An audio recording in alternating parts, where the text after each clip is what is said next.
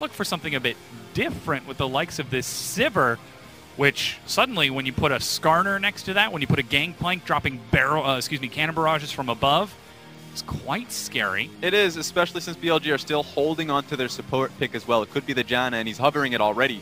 So it seems like they recognize they don't know what 80 carry they're going up against. They just want a pushing lane. So I would like to see the Janna pick, but the only worry, if that does come through, is that they're once again without a tank. It could just be the Skarner that they're hoping for succeeds. But then, how do they start their fights? They're almost reliant on the slow, of course, of GP ulti, and the speed up of Sivir, and of course the ulti, the stinger coming out of Skarner.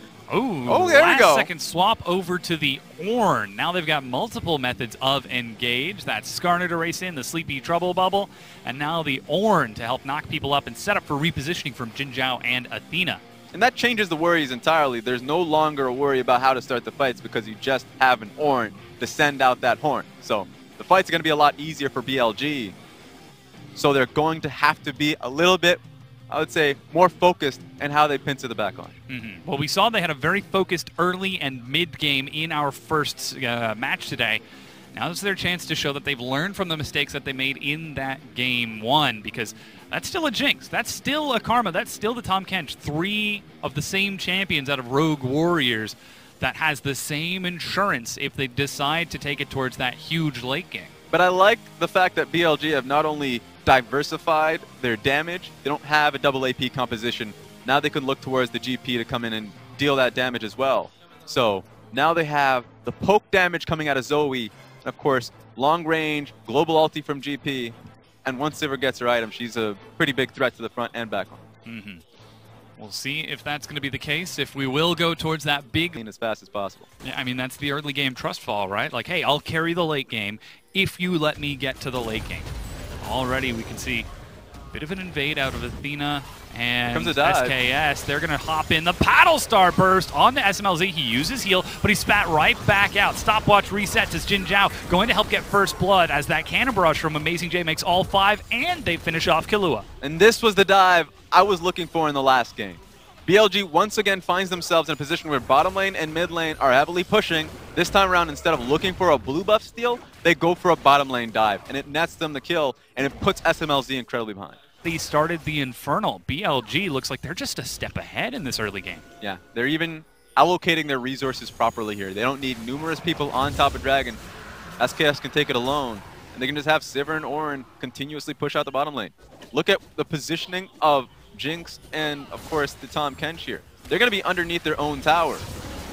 That's hilarious. Redemption is used. Jin Zhao walks forward. Athena is on the way. Killua is the target. He's still got that flash ready. Sleepy Trouble Bubble catches up to Flawless, but they're pushing all the way up to a tier 2 to further deny any of the experience from SMLZ. Yeah, it's an interesting decision because their other option was to push up mid and try for that tower, knowing that 2 people were in the bottom side of the map. But that left open the fact that Killua could go mid. Oh, and you can see the attempted engage from Flawless. Forces the flash out of road. You can see the TP from behind. Doinby joins in. He manages to drop a stopwatch. Mouse gets bursted. A huge three-man slam. Doinby over the wall. Keeps SPS from retreating road. Manages to escape, but only just as Flawless is pulled back in way too deep. Sleepy Trouble Bubble from Athena prevents Doinby from following through. And without SMLZ's flash, without any items, he cannot engage. 3 kills, BLG. That was a scary position for BLG as a whole. 2 people looking for a flank, but they were able to group up as a team, disengage, and attack the people who were actually looking to flank. So Mouse was a victim in that one. Flawless, of course, trying to just need to look for a Sleepy Trouble Bubble onto the Karma. Ooh.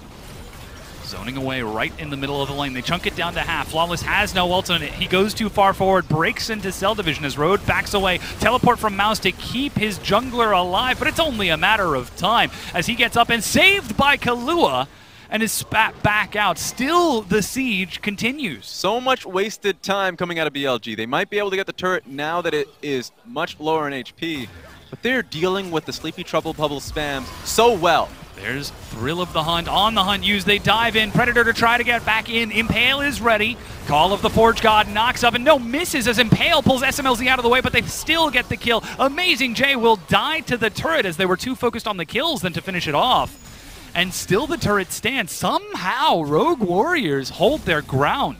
Yeah, they lose 1 pick for it.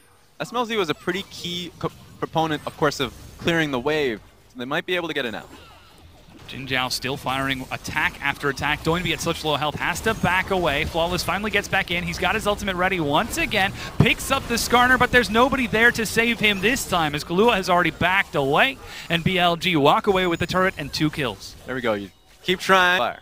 They certainly are. And you are correct, Rez. It is very difficult to have a team fight if your Nexus has been destroyed. That is true.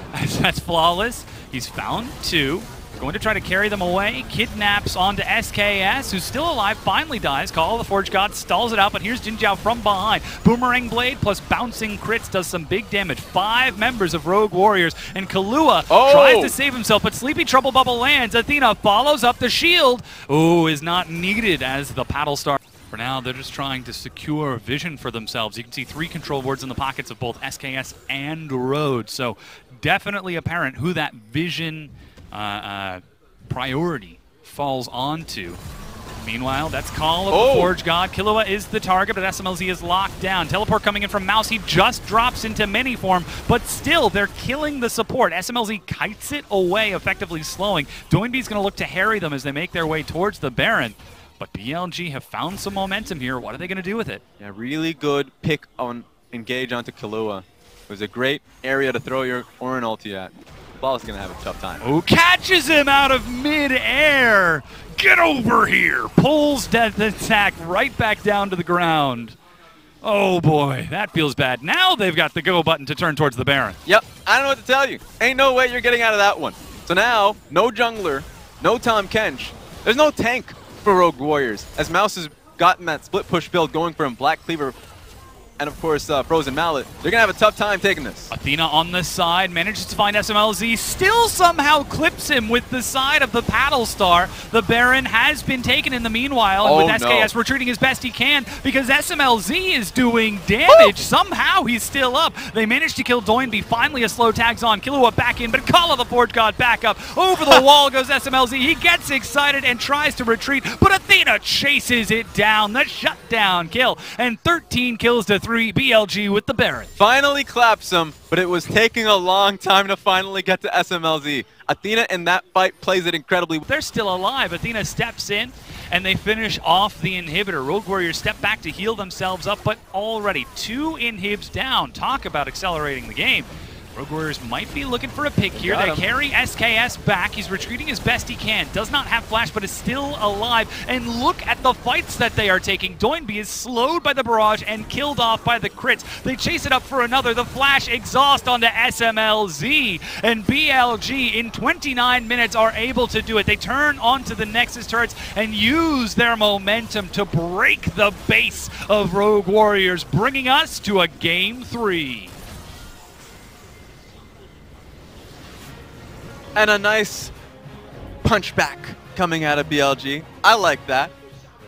One big thing that I want to point out, of course, was the Sivir pick.